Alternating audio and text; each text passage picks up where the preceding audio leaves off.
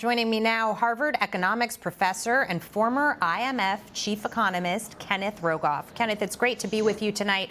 Thank you. The Democrats are saying that they are the fiscally responsible party, yet economists' thoughts on the U.S. economy, 11% say that we're in a recession already. 53% say there is more than ever of a likelihood that we're headed there. $4 trillion in spending over the course of 19 months by this party, and yet they're the fiscally responsible ones. I'm just curious for your thoughts. Well, I don't want to draw a broad generalization, but there's no question that after the pandemic, they spent too much, too late. And it's one of the reasons, it's not the only reason, that we have so much inflation.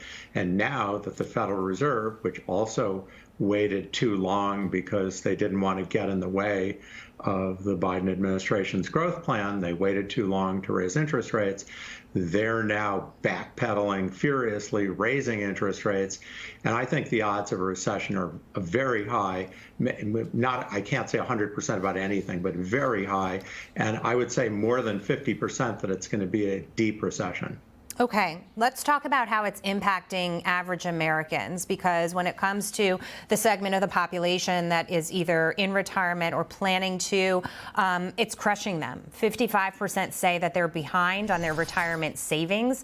35% say they're on track or ahead of their goals. But anecdotally, I speak to many people who say they can't retire when they want to. They're not contributing as much to their plans because they need that money to just, pay basic bills right now because prices are higher. We look at the stock market. I know that's not always the best gauge of the economy overall, but people are struggling right now, and people are wondering how to plan for the future.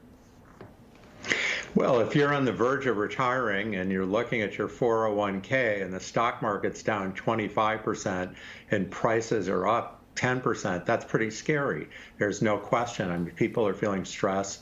The jobs are still pretty strong, it must be said, but real wages are going down. The wages are not keeping up with inflation. So it's a very stressful period. And it's probably fair to say there's been a lot of stress the last few years with the pandemic, and people are really shell-shocked, and they're certainly not feeling calm about the current situation. Kenneth, the Democrats like to say that the Republicans don't have a plan, as Hillary outlined there, but the Republicans say the first thing that they would do would be to stop the spending and see what they could try to roll back or block, possibly. We've got the Kraft Heinz CEO predicting that inflation will persist and more price increases are going to happen in 2023. Do you think if there's a change in how we're approaching our spending in this country, it will help? Well, there's certainly going to be a big difference between if the Democrats retain both houses and the Republicans get both houses. I think one of your reporters said the president has veto power, so I don't know how much the Republicans are really going to be able to change. But obviously, if you have a big Democratic majority, they still have a lot of plans for spending they want to institute. And I think we live in a different world than we did before the pandemic. There was this sense everything was a free lunch. Interest rates were really low, inflation rates really low.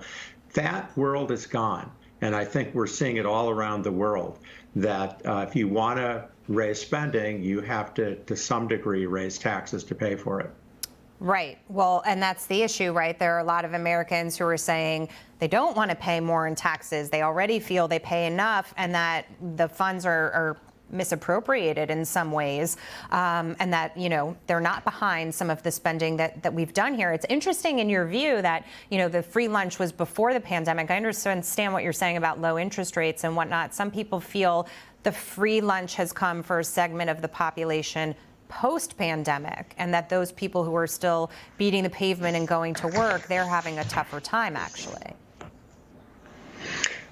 Okay, well, I certainly see what you're saying, and I think there are certainly these broad transfers that were made that went on for too long. But no, what I mean by a free lunch is there was this idea when the progressives swept into power that you like to raise taxes on the wealthy. That was their idea. But if they couldn't get that, it would still be pretty good just to go ahead and spend on social programs and try to do what you wanted. And there, I think a lot of the goals are laudable, in my opinion, but the world just doesn't tolerate that like it did. And that's part of why inflation's gone up. And I think interest rates are going to stay up more than you think at the end of this, because global debts have gotten so high, defense spending needs to go up, green transition. It's a long list.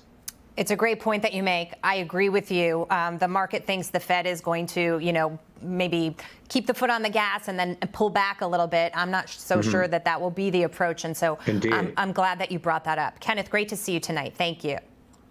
Thank you.